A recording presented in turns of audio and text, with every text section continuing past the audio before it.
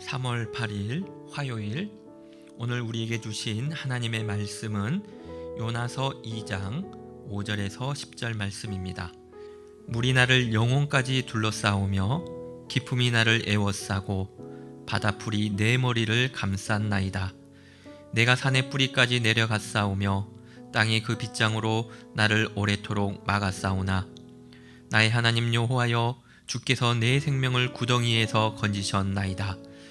내 영혼이 내 속에서 피곤할 때에 내가 여호와를 생각하였더니 내 기도가 주께 이르렀사오며 주의 성전에 미쳤나이다.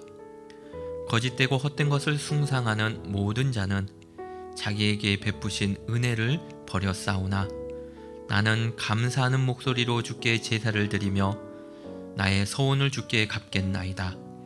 구원은 여호와께 속하였나이다 하니라. 여호와께서 그 물고기에게 말씀하시매 요나를 육지에 토하니라. 아멘. 요즘 코로나와 함께 부각되는 문제가 바로 환경 문제입니다. 인간의 편의와 풍요를 추구하다가 자연이 파괴되었습니다. 그 결과 또 다른 재앙이 닥친다라는 것입니다. 우크라이나를 비롯하여 세계 곳곳에서 전쟁이 발발하고 있습니다. 한때는 세계는 하나다, 지구촌이다 라고 하는 슬로건을 내세우면서 서로 공생하고 평화를 이루기 위해 노력해 왔었습니다.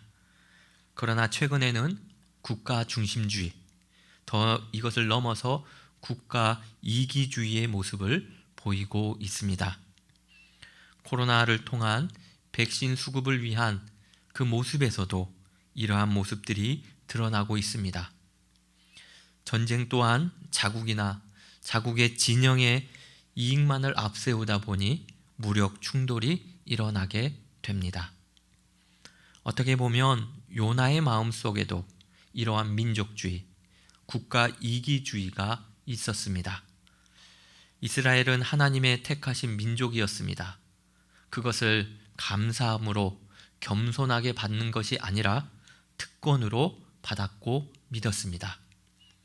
그러나 특권만을 내세우다가 그에 합당한 책임과 사명은 감당하지 못하게 된 것입니다.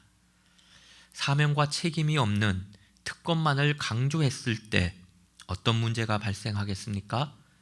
자기 중심성에 빠지게 되고 결국 주변과 함께 공생하지 못하고 평화를 이루지 못하게 됩니다. 결국에는 미성숙한 모습을 보이게 됩니다. 아기가 태어나면 부모님으로부터 전적인 보호와 사랑을 받습니다. 또한 부모도 아이를 위한 삶을 맞춰갑니다. 그러다가 동생이 태어나면 부모의 사랑은 변함이 없지만 첫째에게 가던 사랑이 동생에게 또한 가게 되는 것을 보게 됩니다. 그리고 아이가 유치원에 가고 또래 친구들과 어울리게 되면서 자기 중심성을 이제 벗어나 함께 양보하고 어울리면서 살아가는 법을 배우게 됩니다. 그게 차차 성숙해 가는 과정인 것입니다. 만약 내가 대접받고 나만 사랑받고자 할 때보다 이러한 과정을 통해서 남을 돕고 남을 인정하고 남을 위해서 내가 헌신할 때에, 양보할 때에 더 큰 행복이 있구나라는 것을 체험하면 이게 참 인생의 맛이구나 라는 것을 깨닫는다면 그것이 세상을 아름답게 하고 성숙한 삶을 살아가게 하는 것입니다. 우리 덕수교회 성도님들은 겉으로 티는 잘 내시지 않지만 이웃과 함께 나눌 줄 아는 분들이 참 많이 계십니다. 그게 건강한 성도이고 건강한 교회인 것입니다. 자기 중심적인 삶에서 함께 사는 삶으로 바뀌어 갈 때 건강할 수 있습니다. 그러기 위해서는 서로 간에 가지고 있는 것들을 인정할 줄 알고 때로는 벽을 넘어서 서로를 바라볼 줄 알아야 하는 것입니다. 그러기 위해서는 때로는 내 것을 내려놓고 내가 조금 더 손해볼 줄도 알아야 합니다. 그러나 요나는 그렇지 못했습니다. 이스라엘 중심으로 세계가 돌아가야 한다고 생각했습니다. 그 이스라엘 중심에 요나 자신이 있어야 된다라고 생각했습니다. 그런 점에서 요나는 하나님을 믿고 있지만 자기 중심적인 신앙에서 벗어나지 못하고 있었습니다. 이러한 자기 중심성은 물고기 뱃속에서 하는 요나의 기도에서도 잘 드러나고 있습니다. 요나는 지금 물고기 뱃속에서 고난 중에 기도하고 있습니다. 2장 7절에 보면 내 영혼이 내 속에서 피곤할 때에 내가 여호와를 생각하였더니 내 기도가 주께 이르렀사오며 라고 기도합니다. 지금 내 영혼이 피곤하고 힘든 가운데 고통 중에 기도했더니 그 기도가 하나님께 이르렀다라고 고백하며 기도합니다. 또한 9절에 보면 그 가운데 나는 감사하는 목소리로 주께 제사를 드렸다라고 기도합니다. 언뜻 보면 고난 중에 감사하는 매우 성숙한 모습을 보이는 것처럼 느껴집니다. 솔직히 성숙하지 않을 때는 조금만 아파도 불평합니다. 내 계획대로 되지 않으면 그것 때문에 불평이 먼저 솟아납니다. 그러나 요나는 고난 중에도 감사를 하고 있는 것 같습니다. 그런데 이런 요나의 모습이 진정한 감사이고 참된 신앙일까요? 자세히 보면 요나의 기도에는 정말 중요한 회개가 빠져 있습니다.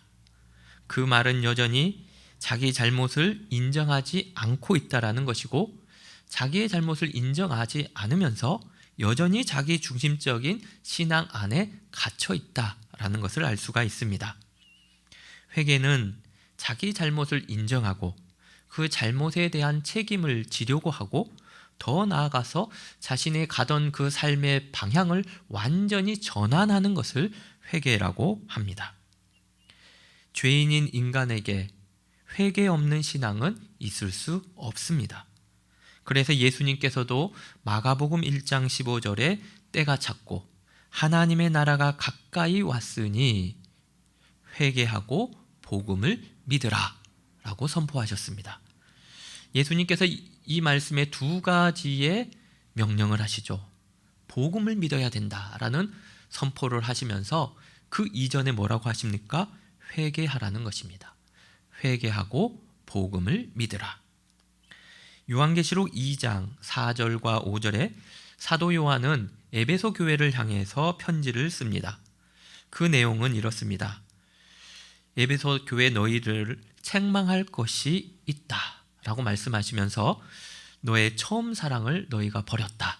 그러므로 어디서 떨어졌는지를 생각하고 그 다음에 뭐라고 하냐?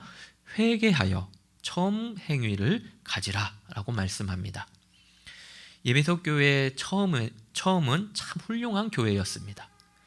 예배와 기도와 봉사가 아주 잘 어우러진 교회였습니다. 그러나 시간이 지나면서 그 첫사랑을 잃어버린 교회였습니다. 그래서 지금 책망을 받는 것입니다. 그래서 지금 사도 요한은 회개해야 된다라고 말씀하는 것입니다. 요한계시록 당시 에베소 교회에는 회개 없는 기도가 있었고, 회개 없는 찬양이 있었고, 회개 없는 예배가 있었고, 회개 없는 봉사가 있었다는 것입니다. 요나도 그랬습니다. 감사하며 기도하고 예배하는 것 같지만 진정한 감사가 아니라는 것입니다. 진정한 감사는 회개를 동반합니다. 요나의 기도를 보면 몇 가지 문제가 발생합니다. 그 첫 번째가 회개가 없다라는 것입니다. 자신은 분명 하나님께 불순종했다는 것을 압니다. 요나는 분명 하나님께 지금 죄를 짓고 있다는 것을 알고 있었습니다. 그러나 그것을 알았지만 하나님 앞에 고백하고 인정하지 않습니다. 그런 내용이 없습니다.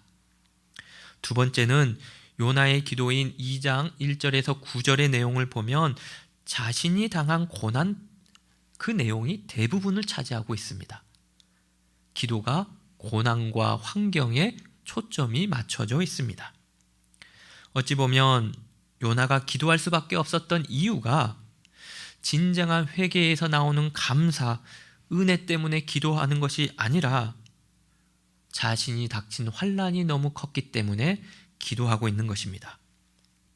수월의 뱃속, 물의 깊음, 산의 뿌리, 영혼의 피곤, 구덩이와 같은 이런 표현은 요나의 고난을 나타내는, 환경을 나타내는 표현들입니다. 자신의 죄를 회개하고 기도하는 것이 아니라 고난 때문에 하나님 앞에 기도하고 있는 것입니다. 우리도 고난이 오면 기도해야지요. 맞습니다. 당연히 고난 중에도 기도해야 합니다. 그런데 무엇을 기도할지를 알아야 합니다. 그저 고난 속에서도 자기 중심적인 기도에 빠져 있기보다는 고난 가운데서 자신을 돌아보고 지금까지 자기 중심적인 그러한 신앙을 회개해야 합니다. 요나는 자신의 잘못을 알고 있었습니다. 자신이 하나님의 뜻을 거역하고 있음을 알고 있었습니다. 그러나 그러한 죄를 알지만 인정하고 회개하지 않았습니다. 그저 고난을 벗어나는 것이 목적이었습니다. 그것이 우선이었습니다. 그게 문제였습니다. 요나의 세 번째 문제는 다른 사람과 비교하면서 기도하고 있습니다. 8절에 보면 거짓되고 헛된 것을 숭상하는 모든 자는 자기에게 베푸신 은혜를 버렸다라고 기도합니다. 언뜻 듣기에는 요나가 이 부분에서 자신을 회개하고 있다라고 느껴질 수 있습니다. 자신의 죄를 인정하고 있다라고 느껴질 수 있습니다. 내가 거짓되었고 지금까지 헛된 우상을 섬겼음을 회개하는 것 같습니다.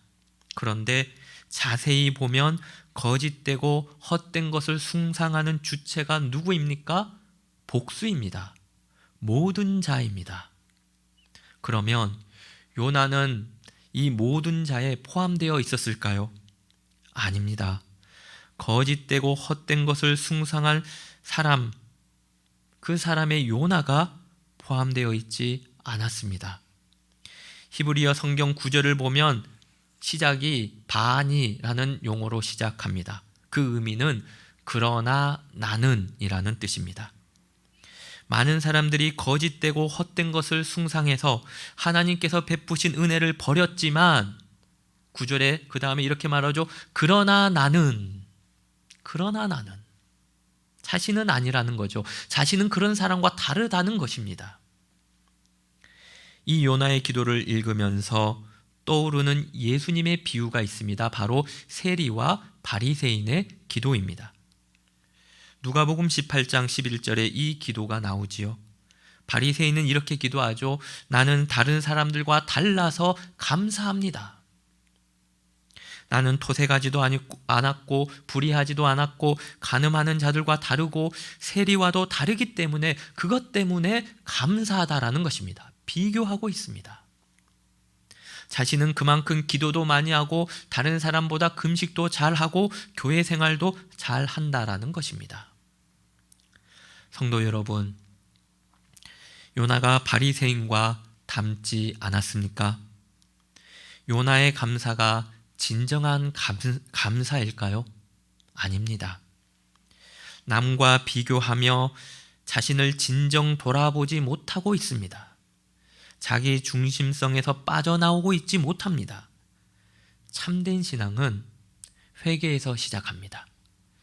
회개에서 내 자신을 온전히 하나님께 고백하고 자기 중심성에서 빠져나오는 것입니다. 내가 죄인인 것을 인정하는 것입니다.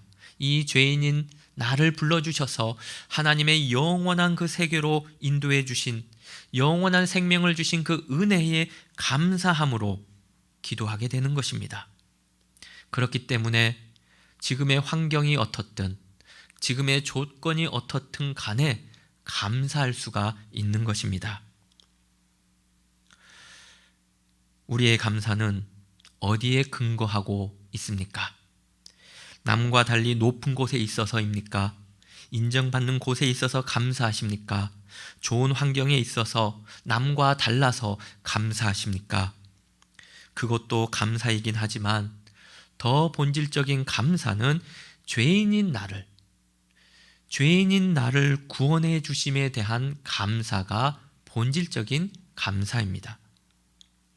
오늘 말씀을 돌아보면서 우리의 신앙이 자기 중심적인 신앙이 아니라 하나님께 받은 은혜와 사랑을 이웃과 나눌 줄 아는 내 자기 중심성에서 벗어나는 신앙이 되기를 기도합시다.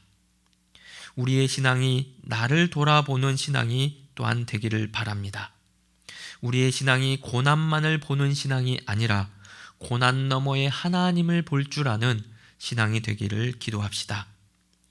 우리의 신앙이 남과 비교하는 신앙이 아니라 내가 하나님 앞에 바로 섰음에 감사하는 그 하나님 앞에서의 내 존재의 모습을 놓고 감사할 줄 아는 신앙이 되기를 바랍니다. 오늘도 있는 모습 그대로 꾸미지 않고 내 중심을 보시는 그 하나님께 온전히 나아갈 수 있는 하루가 되기를 바랍니다. 기도하시겠습니다. 하나님, 우리의 잘못을 알면서도 온전히 회개하지 못하고 절반의 회개로 합리화하기도 했습니다. 용서하여 주시옵소서. 내 중심적인 신앙에서 벗어나 하나님의 사랑을 나누며 다른 사람을 배려할 줄 아는 신앙이 되게 하옵소서. 겉옷만 바꾸는 삶이 아니라 우리의 속사람이 새롭게 되길 원합니다. 회개하고 복음을 믿는 우리의 신앙이 되게 하여 주시옵소서. 예수님의 이름으로 기도합니다. 아멘. 지극히 높은 주님의 낮이 성소로 들어갑니다. 세상의 신을 벗고서 주 보좌 앞에 엎드리리. 내 주를 향한 사랑과 그 신뢰가 사그러져 갈 때 하늘로부터 이곳에 장막이 덮이네. 이곳을 덮으소서. 이곳을 비추소서. 내 안에 무너졌던 모든 소망 다 회복하리니. 이곳을 지나소서. 이곳을 만지소서. 내 안에 죽어가는 모든 예배 다 살아나리라.